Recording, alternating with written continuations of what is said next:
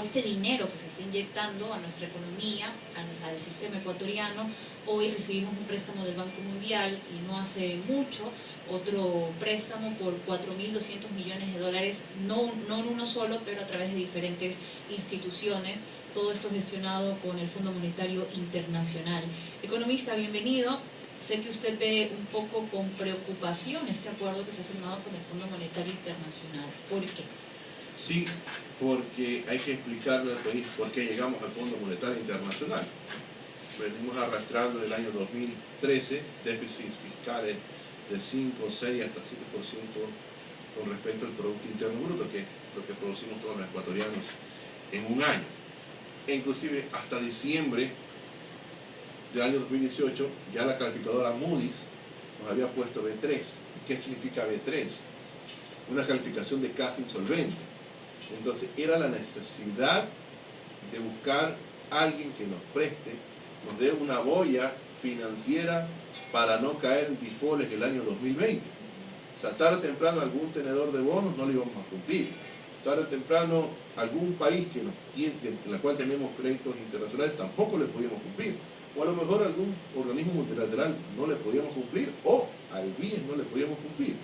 Y eso hizo que tarde o temprano este año lleguemos a un acuerdo con el Fondo Monetario Internacional, que era necesario porque si no se lo hacía, lastimosamente las condiciones van a ser peores. Entonces ya se pronostica de crecimiento este año y leve crecimiento, menos del 1% para el año 2020, que se dispara las tasas de desempleo. Eso se iba a dar con acuerdo o sin acuerdo. Entonces lo que han conseguido es un poco calmar la sed de financiamiento para este año. Acuérdense que la proforma presupuestaria habían señalado que dentro de los financiamientos que requería para este año era 9.000 millones de dólares. Han conseguido, de acuerdo ya a los créditos que van a recibir este año, para financiar el déficit fiscal, que estamos hablando de aproximadamente 3.500 millones. Entonces, ya no hay necesidad que, por ejemplo, el gobierno busque otra vez los mercados internacionales, ya con el Fondo Monetario Internacional y con los diferentes multilaterales que hicieron el paquete de prestarle al país 10.200 millones durante los próximos 3 años, han logrado de una u otra forma cumplir ese requisito. Pero, usted sabe que todo el crédito hay que pagar. Entonces, eso es prácticamente lo que nos preocupa, porque dentro de esa carta de intención, o sea, ¿qué va a pasar en 2020? En la cual hay algunos detalles que nosotros vemos con preocupación, como por ejemplo en su momento, cuando subieron los precios de los combustibles, tanto de la Super como la Ecopaís, nosotros habíamos dicho que iba a comprimir la demanda, y de hecho ha sucedido se ha comprimido la demanda. Y eso se refleja en el crecimiento económico del cierre de este año 2018 en el 1.4%, y eso que son datos provisionales, faltan los ajustes, que de hecho van a la baja. Entonces, pero son medidas que, por ejemplo, están otra vez en la carta de intención. Están revisión de tarifas de servicio público. Eso nadie lo ha comentado, pero están en la carta de intención. El tema de revisión de impuestos indirectos también están en la carta de intención. Entonces, vemos que funcionarios de alto nivel, y me refiero específicamente a la gerenta general del Servicio de Rentas Internas o la directora del Servicio de Rentas Internas, decir que no descartan subir el IVA. Economista, cuando nos referimos a la carta de intención, nos referimos al acuerdo en general, a lo que se ha llegado bajo acuerdo con el Fondo Monetario Internacional. Efectivamente, este matrimonio que hay entre el país con el FMI. Entonces, tal como está planteada la carta, hay medidas que van a ser muy duras para la clase media y para los pobres del Ecuador, que podría generar una implosión económica. Entonces, eso podría tarde o temprano llevar que al año terminemos prácticamente en un divorcio entre el país con el Fondo Monetario Internacional, y eso ya no sería novedad, porque ya anteriormente, me refiero específicamente en el 2003, no se cumplieron las metas programadas con el FMI. Bueno, y luego hubo este distanciamiento casi que total entre el antiguo gobierno del expresidente Rafael Correa y el Fondo Monetario Internacional, ¿no? Como para sumarle a todos estos antecedentes que hemos tenido con el FMI. Ahora, economista, una de los escenarios que maneja el presidente Lenín Moreno para todo este dinero que va a venir a Ecuador es precisamente inyectarlo a los sectores sociales. Imagino que no ha de ser todo el dinero, obviamente, pero hablar de inyectarlo a los sectores sociales, ¿es positivo económicamente hablando o tiene sus reparos? A ver, la carta de intención tiene un solo objetivo, que es reducir el coeficiente de deuda PIB. Entonces el gobierno nacional arrancó con un programa de austeridad fiscal y se generaron un sinnúmero de recortes en casi todas las carteras de Estado, en todas las empresas públicas, sistema financiero público, etcétera, etcétera. Entonces, eso de ahí lo que va a ocasionar, y de hecho está ocasionando, es complicaciones a la demanda de todos los ecuatorianos. Ya lo advertimos en su momento. Ahora, ¿qué es lo que nosotros hemos propuesto? Que tenemos que buscar la manera de reducir el coeficiente de deuda PIB, no por la vía de reducción a ultranza del gasto, que de hecho hay que optimizarlo, pero no recortando la obra y servicios públicos, sino a través del crecimiento económico. ¿Y cuál es la vía? Nosotros, se lo resumo de manera tan sencilla: mejorar la recaudación tributaria sin subir los impuestos y optimizando el gasto público sin recortar los gastos de inversión, que en teoría estamos hablando de la obra pública y estamos hablando de los servicios públicos. ¿Cómo mejorar la recaudación tributaria sin subir los impuestos? Mire, nosotros hemos creído que, por ejemplo, el tema de los impuestos tiene que entrar en una etapa no de subir, sino de bajar. Hemos dicho, hay que bajar el IVA, hay que bajar el impuesto a la renta, hay que bajar el impuesto a la salida de divisas, hay que revisar el anticipo del impuesto a la renta, por una sencilla razón. Si la corriente global es de desaceleración, le pongo un caso específico: China. China acabó de bajar los impuestos para los consumidores y para los productores, como medida para frentear la contracción económica que se está dando a nivel planetario, y específicamente por esta guerra comercial que se da entre Estados Unidos y China. Nosotros más bien estamos yéndonos contracorriente, o sea, tratar de subir los impuestos para mejorar la recaudación, y eso a la larga puede perjudicar al propio Estado recaudando menos. Entonces, bajando los impuestos, pero obviamente revisando devoluciones, exenciones y exoneraciones de impuestos. Entonces, es que no podemos bajar el IVA porque los funcionarios del gobierno dicen de que tenemos el IVA más bajo en Sudamérica. Eso es mentira. El IVA más bajo en Sudamérica lo tiene Paraguay, 10%, y con un nivel de crecimiento promedio de 15 años de aproximadamente 4.5%, superior a nuestro crecimiento. Entonces, no nos vengan a decir que hay que subir el IVA para mejorar la recaudación, para sostener la política social. Cuidado, el remedio es peor que la enfermedad, y terminan complicando los ingresos fiscales y terminan complicando la política social. ¿Qué más hemos planteado? El tema del RIS. Aquí hay un problema, por ejemplo, de evasión de las personas que no están dentro de la base de contribuyentes. Y específicamente me refiero al comercio informal. Algunos legales por subsistencia, otros ilegales por temas de contrabando. Entonces necesitamos que el RIS sea obligatorio, no voluntario. Obviamente tenemos que complementarlo con el tema de la facturación electrónica.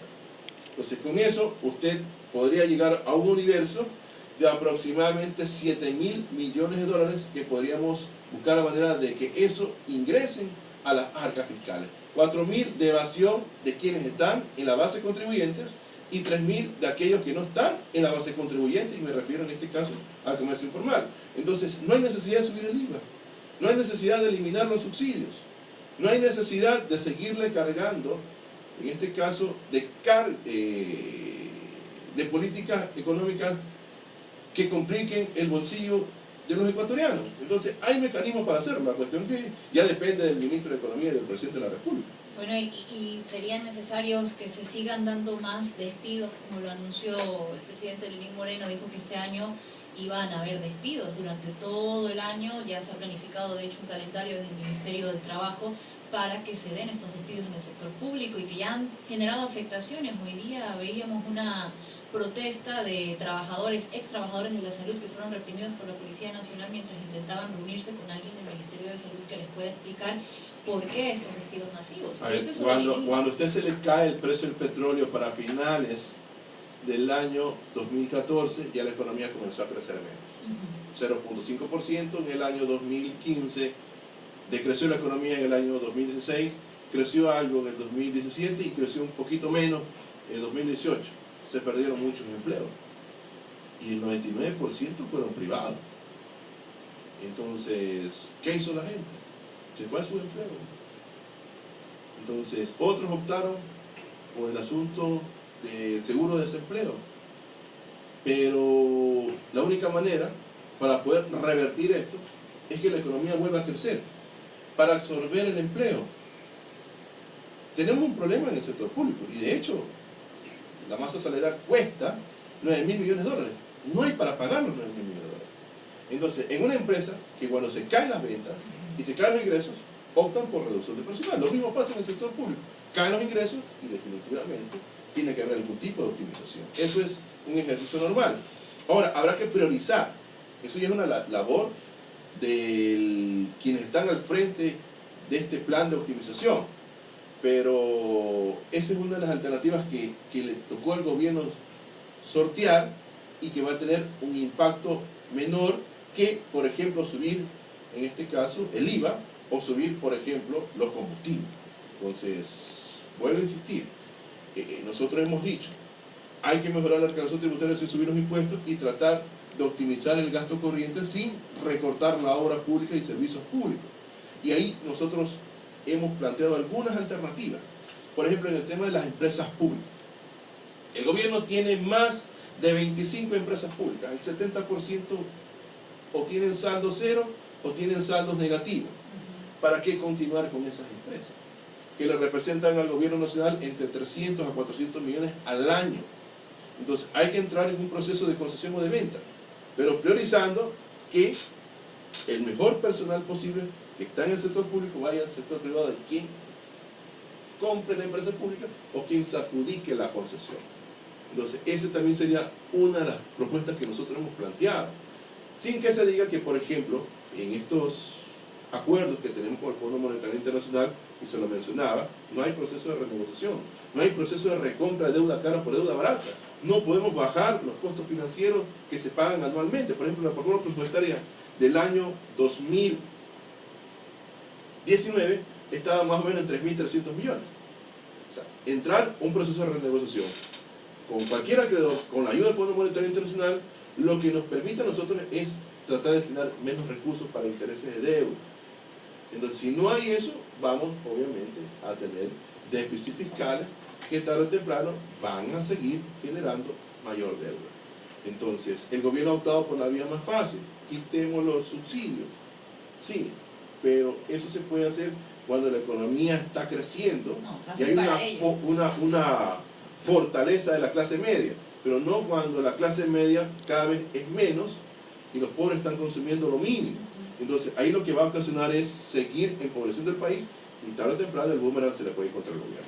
Economista, y como representante del Colegio de Economistas, ¿se han podido reunir con el ministro Martínez? ¿Han tenido alguna respuesta? ¿Cree que puedan de alguna manera llevar a cabo un ejercicio de revisar todo esto, de estas propuestas que nos está comentando, llevarlas directamente al Ejecutivo para que sean tomadas en cuenta? Porque si no, el panorama, como usted lo pintaba, es muy muy feo para el 2020 y para los años que vendrían a continuación. Mire, el diálogo usted lo construye con personas que piensan iguales y personas que piensan diferentes. Obviamente siempre con una crítica constructiva y con datos. Nosotros siempre nos hemos remitido a los datos. Hay gente que no le gusta, hay gente que sí le gusta. Entonces el ministro ha optado por el diálogo con quienes piensan igual a él. Entonces, obviamente tiene una visión de la economía. Un intercambio de ideas. Entonces, obviamente no creo que se vaya a generar este debate que tanto hablan quienes están al frente del frente económico. Entonces, creer que, por ejemplo, la inversión privada nos va a resolver todos los problemas es mentira. Obviamente han recortado la inversión pública. Si contabilizamos del año 2017 y lo que va al 2018, han recortado aproximadamente 2.000 millones de dólares. Por eso es que ya no se ve obra pública que esté inaugurando el presidente Moreno, cuando el problema era el gasto corriente, no el gasto de inversión. Acaba de sacar el Ministerio de Finanzas de Perú el crecimiento económico que superaron las expectativas. Ellos están creciendo al 4%. Y mire, si usted revisó la imagen que le envié a los medios de comunicación, ahí dice, la inversión pública tanto creció y la inversión privada tanto creció. O sea, es algo sumamente elemental. La inversión privada se dedique a hacer empresas en el país. La inversión pública para mejorar la infraestructura del Ecuador, carreteras, hidroeléctricas, todo lo que tiene que ver con obras que mitiguen justamente esta cuestión invernal que tanto ha afectado a la agricultura en el Ecuador. Y obviamente se hay un complemento y eso genera ambos, generación de empleo, generación de bienestar y generación de prosperidad. Pero lastimosamente eso no ha pasado en el Ecuador. Economista, muchísimas gracias por habernos acompañado hoy, por haber participado de este análisis económico y bueno, esperemos que las cosas se den para bien. Aquí estamos todos involucrados, todos los ecuatorianos. Esperemos que las cosas funcionen por el bien del país, pero si no hacen las acciones que deben de hacer, aseguramos un divorcio en menos de un año entre el FMI y el gobierno nacional. 7 de la noche con 23 minutos, escuchábamos al presidente del Colegio de Economistas de Guayas, el economista Larry Yunibanda.